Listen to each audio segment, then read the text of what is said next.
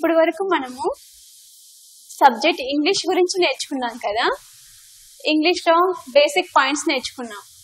ఈ బేసిక్ పాయింట్స్తో పాటు నా ఒపీనియన్ ఏంటంటే కొంచెం పిల్లలకి కూడా యాటిట్యూడ్ అంటే ఏంటో తెలియాలని ఈ కాన్సెప్ట్ని కూడా చెప్తున్నాను.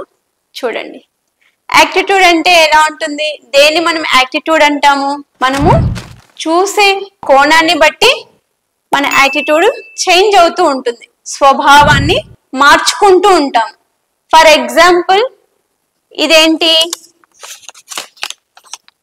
ఇది 500 రూపీస్ నోట్ కదా.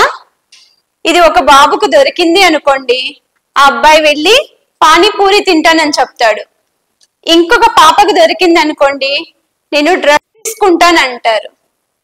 ఇంకా వేరే వాళ్ళకి ఎవరికైనా దొరికింది అనుకోండి, ఇదే 500 రూపీస్ తీసుకొని దాచుకుంటారు కదా. అంటే నోటు మాత్రం ఒక్కటే, స్వభావాలు అనేటివి చేంజ్ అయ్యాయి.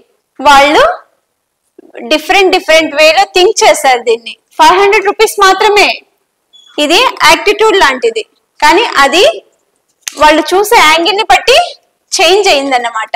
ఈ 500 రూపీస్ ని ఒకరు తీసుకెళ్లి చాక్లెట్స్ కొనుక్కున్నారు, ఒకరు ఖర్చుల కోసం అని దాచుకున్నారు.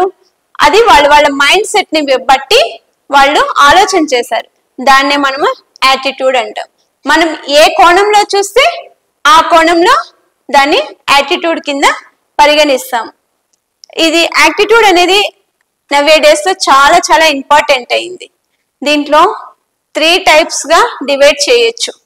ఒకరు డిప్రెసివ్ గా ఉంటారు, ఒకరు అగ్రెసివ్ గా ఉంటారు. డిప్రెసివ్ గా ఉన్న వాళ్ళు మనం ఏమి చెప్పినా కూడా డిప్రెషన్ గానే తీసుకుంటారు, దాన్ని నెగిటివ్ గానే తీసుకుంటారు. అదే అగ్రెసివ్ పర్సన్ కి చెప్పామనుకోండి, అతను ఆయన వే ఎలా ఉంటుందంటే అగ్రెసివ్ గా, కోపంగా తీసుకుంటారు. వీళ్ళు డిప్రెషన్ లో ఉన్న పర్సన్ ఏం తీసుకున్నా, ఇప్పుడు ఎవరినైనా మనం తిట్టాము అనుకోండి, నన్ను తిట్టారు అనుకుంటూనే డిప్రెషన్ లోకి వెళ్ళిపోతుంటారు. అదే అగ్రెసివ్ పర్సన్ అనుకోండి, నన్ను తిట్టాడా అని కక్ష సాధింపు చర్యలుగా తీసుకుంటారు. డిప్రెషన్ పర్సన్ కరెక్ట్ కాదు, అగ్రెసివ్ పర్సన్ కరెక్ట్ కాదు. ఎవరైతే స్టేబుల్ గా కష్టం వచ్చినప్పుడు గాని, సుఖం వచ్చినప్పుడు గాని, దుఃఖం వచ్చినప్పుడు గాని వాటిని రెండింటి బ్యాలెన్స్ చేసుకుంటూ ఎవరైతే ముందు వెళ్ళగలుగుతారో వాళ్ళు మాత్రమే సక్సెస్ అవుతారు. ఇప్పుడు మనము స్టడీస్ లో ఎంతో ప్రెజర్ తీసుకుంటాం. పేరెంట్స్ మన పిల్లల్ని చదివిస్తే బాగా చదువుకుంటారు అని పేరెంట్స్ అనుకుంటారు. పిల్లలు ఏమనుకుంటారు, స్కూల్కి వెళ్తే హోంవర్క్స్ రాయాలి, టైంకి లేయాలి, అన్ని పనులు చేయాలి అని పిల్లలు భావిస్తారు. ఇక్కడ పేరెంట్స్ చూసే యాంగిల్ కరెక్టే, ఇక్కడ పిల్లలు చూసే యాంగిల్ కరెక్టే. ఎవరిది మనము తప్పు చెప్పటానికి ఉండదు. కానీ యాటిట్యూడ్ అనేది ఎలా ఉండాలంటే, కొంతమంది అంటారు దీన్నే పాజిటివ్ యాటిట్యూడ్, నెగిటివ్ యాటిట్యూడ్ అని అంటూ ఉంటారు. పాజిటివ్ అంటే ఇప్పుడు ఉన్నట్టుండి నేను తవా అని కెమెరామెన్ కొట్టాను అనుకోండి, ఇదేంటి మేడం నన్ను ఎలా కొట్టేసింది అని ఆలోచన చేస్తారు కదా. అలా కాకోకుండా దాన్ని పాజిటివ్ గా అతను తీసుకోగలుగుతాడా? తీసుకోలేడు. ఎందుకో తెలుసా? సడన్ గా వచ్చి కొట్టేసి పాజిటివ్ గా తీసుకోమంటే తీసుకోడు.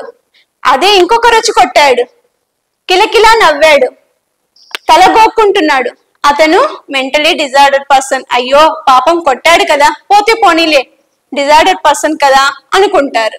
అదే నేను వెళ్ళి కొడితే, ఎందుకు మేడం మీరు నన్ను కట్టారు అని క్వశ్చన్ చేస్తారు. అంటే ఒక మనిషి యొక్క యాటిట్యూడ్ అనేది డిఫరెంట్ గా ఉంటుంది. అలా అని డిప్రెషన్ అవ్వకూడదు, అలా అని అగ్రెసివ్ అవ్వకూడదు. మనం ఏం చేస్తున్నామో దాని మీద మన స్వభావాన్ని బట్టి మన యాటిట్యూడ్ అనేది చేంజ్ చేసుకోవాలి. ఎప్పుడైతే మన యాటిట్యూడ్ బాగుంటుందో మన లైఫ్ కూడా బాగుంటుంది. మనం ఏ గోల్ అయినా రీచ్ అవ్వగలుగుతాం.